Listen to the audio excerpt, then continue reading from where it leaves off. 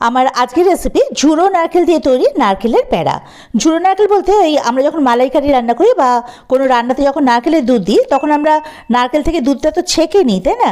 তো এরপরে ছেঁকে নেওয়ার পরে যে ঝুড়ো নারকেলটা থাকে, যে নারকেলটা অবশিষ্ট থাকে, সেটা দিয়ে তো অনেক রেসিপি তৈরি করা যায়। তো ওইটা দিয়ে আমি এই মিষ্টিটা তৈরি করে নিয়েছি। খুব ভালো লাগে কিন্তু এটা খেতে, মানে খুবই সুন্দর হয়। তো চলুন দেখে নেওয়া যাক কী লাগছে। এই মিষ্টিটা তৈরি করতে ঝুড়ো নারকেল তো অবশ্যই লাগছে। এই যে দেখুন, এটা দিয়ে আমি দুধটা বার করে নিয়েছি, জাস্ট ওপরে নারকেলটুকু রেখে দিয়েছি আর কি। তো এবারে রান্নাটা শুরু করতে হবে। তার জন্য ওভেনে কড়াই বসিয়ে তাতে 2 টিস্পুন মতো ঘি দিয়ে দিলাম। ফ্লেমটা অন করে ফ্লেমটা কিন্তু মিডিয়াম টু লোতে রাখবো, নাহলে ঘিটা অনেক সময় পুড়ে যাওয়ার সম্ভাবনা থাকে। তো ঘি যখন গলে যাবে তখন এর মধ্যে দেবো 1 কাপ মতো দুধ, মানে এমনি গরুর দুধ আর কি। মেজারিং কাপের 1 কাপ দুধ দিয়ে এটাকে হালকা গরম হওয়া অবধি নাড়বো। এবার যেটা হালকা গরম হয়ে যাবে তখন ওই মেজারিং কাপ মেপেই 1 কাপ পাউডার্ড মিল্ক, মানে গুঁড়ো দুধ একটু একটু করে এর মধ্যে দেবো আর মিলাতে থাকবো। ফ্লেমটা কিন্তু এখন একেবারেই লোতে রাখবো। আর আপনারা এটাও করতে পারেন, ফ্লেমটা একদম বন্ধ করে দিয়ে পাউডারটা একদম ভালোভাবে মিশিয়ে দিয়ে দুধের মধ্যে তারপরে আবার ফ্লেমটাকে অন করতে পারেন। তো যাই হোক, এই যে দেখুন এটা খুব ভালোভাবে মিশে গেছে দুধের মধ্যে, গুঁড়ো দুধটা, তাই না?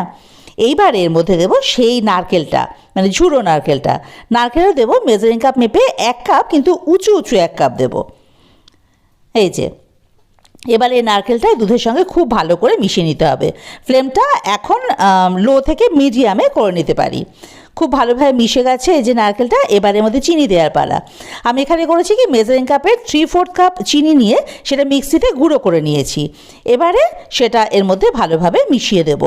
আপনারা কিন্তু যে যেরম মিষ্টি খান সেই অনুযায়ী চিনিটা দেবেন। এবারে ততক্ষণ অবধি নাড়বো যতক্ষণ এটা একদম শুকিয়ে আসছে আর কড়াইয়ে গা ছেড়ে একটু বেরিয়ে আসছে। ফ্লেমটা কিন্তু এখন মিডিয়ামে থাকবে। এই যে দেখুন বেশ কিছুটা ঘন হয়ে গেছে। এখন ফ্লেভারের জন্য এখানে 3-4টে মতো ছোটো এলাচ একটু থেতো করে এর মধ্যে দিয়ে আবারও ওইভাবে নাড়তে থাকবো। এই যে দেখুন একদম শুকিয়ে গেছে। এখন ফ্লেম কিন্তু আবার একেবারে লোতে করে দিতে হবে। এবারে একটা স্প্যাটুলার সাহায্যে এভাবে চেপে চেপে এটাকে মিশিয়ে দিতে হবে।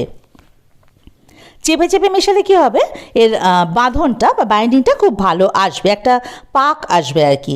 এই যে দেখুন এটা কিন্তু খুব ভালোভাবে মিশে গেছে, কড়াইয়ে গা ছেড়ে বেরিয়ে আসছে। এটা স্প্যাটুলা দিয়ে বুঝতে পারছেন না, আমি এটা খুন্তি দিয়ে নেড়ে দেখিয়ে দিচ্ছি। দেখুন এই যে দেখেছেন তো, তার মানে এর পাকটা খুব ভালো মতো কমপ্লিট। এবারে ফ্লেমটাকে অফ করে এটাকে অন্য একটা পাত্রে নামিয়ে নেব। জাস্ট একটু মানে হাত সওয়া ঠান্ডা করে নেব আর কি, একদম ঠান্ডা করে ফেলবো না, তাহলে আবার পাক দিতে অসুবিধা হবে। এই যে দেখুন এটা একটু ঠান্ডা হয়ে এসছে। এবারে এর থেকে হাতে আগে ঘি মাখিয়ে নেব অল্প, তারপরে এর থেকে কিছুটা অংশ হাতে নিয়ে এভাবে চেপে চেপে এভাবে করে পাকাতে হবে আর কি। তারপর দুটো হাত দিয়ে এভাবে করে একটা লাড্ডুর মতো গোল শেপ করে তালু দিয়ে একটু প্রেস করলে এই যে প্যাড়ার আকার চলে আসবে। আর পাশের যে অংশটা হাত দিয়ে একটু চেপে চেপে দিতে হবে। এই যে দেখুন প্যাড়া তৈরি। আরেকটা দেখিয়ে দিই। হাতে কিন্তু ঘি অবশ্যই মাখিয়ে নেবেন, তাহলে দেখবেন প্যাড়া করতে কোনো অসুবিধা হবে না। আর এভাবে চেপে চেপে কিন্তু ওটাকে গোল করবেন। তারপরে 2 হাতের সাহায্যে এই যে বলের মতো করে একটু চেপে দিতে হবে। ব্যাস প্যাড়া তৈরি হয়ে গেল। আর পাশের যে আনইভেন অসমান অংশগুলো সেগুলো আর কি হাত দিয়ে এই যে এভাবে করে চেপে চেপে দেবেন। ব্যাস প্যাড়া রেডি। এভাবে করে সবকটা প্যাড়া আমি তৈরি করে নিলাম। এই যে এবারে এটা সাজানোর পালা, তাই জন্য ওপর থেকে আমি একটা করে কিশমিশ দিয়ে দেবো। আপনারা চাইলে এখানে কাজু, তারপরে আমন্ড বা পেস্তা কুচি কিংবা এমনি শুকনো নারকেল ওপর থেকে ছড়িয়ে দিতে পারেন, খুব ভালো লাগে কিন্তু। আর বাড়িতে অবশ্যই তৈরি করে দেখবেন, ভীষণ ভালো লাগে খেতে। এটা একেবারে দোকানের মতো লাগে, মানে মনেই হয় না বাড়িতে তৈরি হয়েছে। আর দেখুন এই যে ভেতরটা দেখে বুঝতে পারছেন, খুব টেস্টি হয়। অবশ্যই বাড়িতে এটা কিন্তু তৈরি করে খেয়ে দেখবেন, আর কমেন্ট বক্সে আমাকে জানাতে ভুলবেন না কেমন লাগলো। আর যদি রেসিপিটা ভালো লাগে তাহলে আমার চ্যানেলটা সাবস্ক্রাইব করে আমার পাশে থাকার অনুরোধ রইল।